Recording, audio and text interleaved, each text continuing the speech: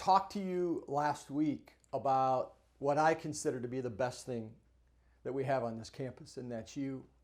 So I want to brag a little bit about you and some of those that I work with pretty closely with. So first of all, I want to just give kudos out to Kathy Steinecker, Matt Smith, and Chelsea Spees, and the way they're addressing the question on a weekly basis: how do we create and sustain community here at Olivet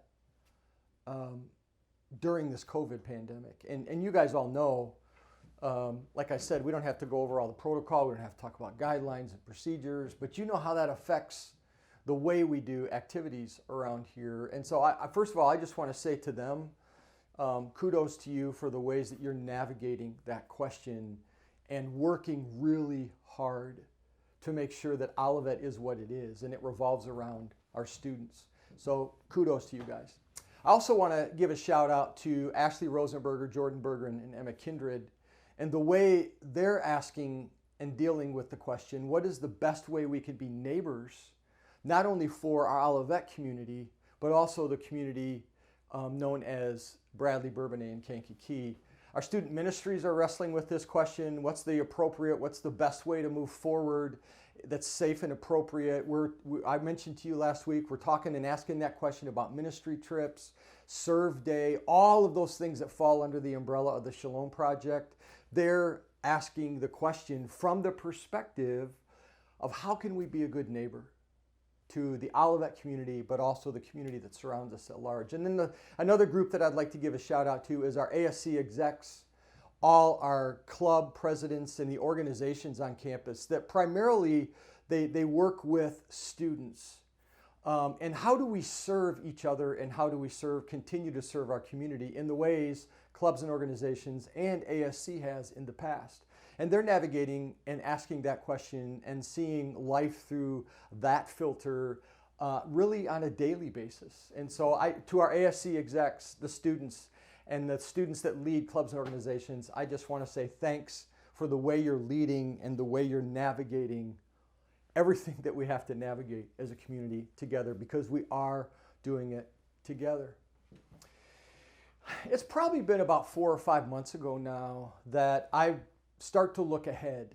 Got a little head start this year, but I usually start to look ahead to the fall and what our conversation will revolve around. And about 6 or 7 years ago, I read a book by Eugene Peterson, who, if you've been around here, you know he's one of my favorite authors. And the book's called Tell It Slant. He kind of takes that phrase from Emily Dickinson, but it's a book about the parables that the stories that Jesus tells, primarily in the book of Luke. And he talks about it from this narrative where Jesus is walking from Galilee, the northern part of the province, through Samaria, through the nation of Israel, to Jerusalem, basically walking towards his own death. And he talks about parables or stories from two perspectives. 6 years ago now, we talked about parables from the perspective of what they tell us about God. So basically, if I can use this imagery, Jesus is telling stories to us about his dad. He's helping us to understand who his Father is, how his Father responds to us. So the parable of the friend, and the parable of the unmerciful servant, and the parable of the unjust judge, and the parable of the prodigal, maybe the most famous of all are stories that Jesus is telling about his dad because he desperately wants us to know who God is. But the other perspective of parables comes at it from a different perspective. So one is these stories that tell us pictures of who God is, but the other is these stories that explain what the kingdom of heaven or what the kingdom of God is like. And I've landed on the metaphor window. It's why I'm standing in front of a window here, because the stories that Jesus tells give us windows, a glimpse, a view into not only who his Father is and how his Father relates to us, but what his kingdom is like and what his kingdom is about. Matthew tells us in the 13th chapter that Jesus had a lot to say.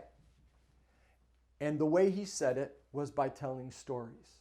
Stories were important to Jesus, and they really are important to us as well. Have you ever been listening to someone talk and then all of a sudden they launch into this story, and maybe your mind has been wandering for a little bit, but when they start to tell a story, they've got you, they grasp your attention, you're locked in. It's the same way Jesus used stories for us. And the stories that he told are windows, for us this semester, windows into what the kingdom of heaven, the kingdom of God is like.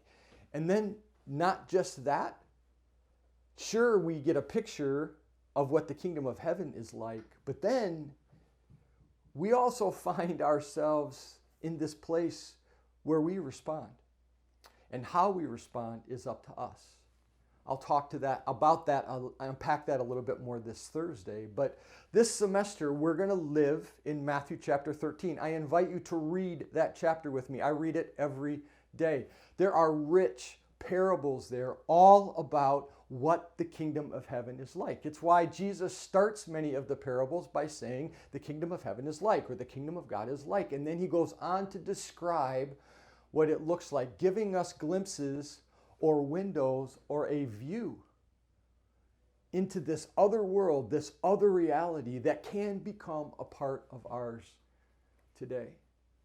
You know, I landed on this theme in the middle of COVID, but I had no idea the other things that would be happening in our cultural at large as a result of this. So how do we as people of the kingdom respond to the issues that we're facing about reconciliation and racial injustice and COVID-19?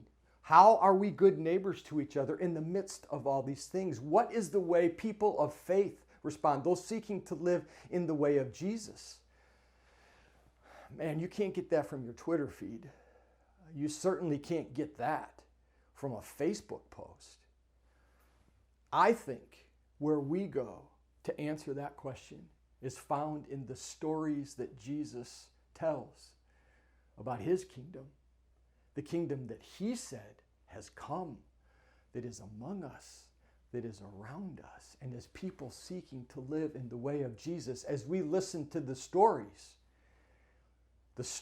oftentimes open-ended, we answer the stories, we respond to the stories, and hopefully we learn to do that in ways that are consistent with who Jesus is and his kingdom.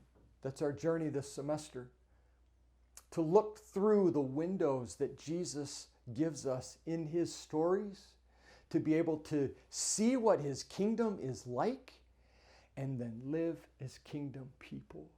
Man, my prayer for us this semester as we journey through these parables and as we listen to the stories that Jesus tells in the way he tells them, that we respond in the ways that Jesus would.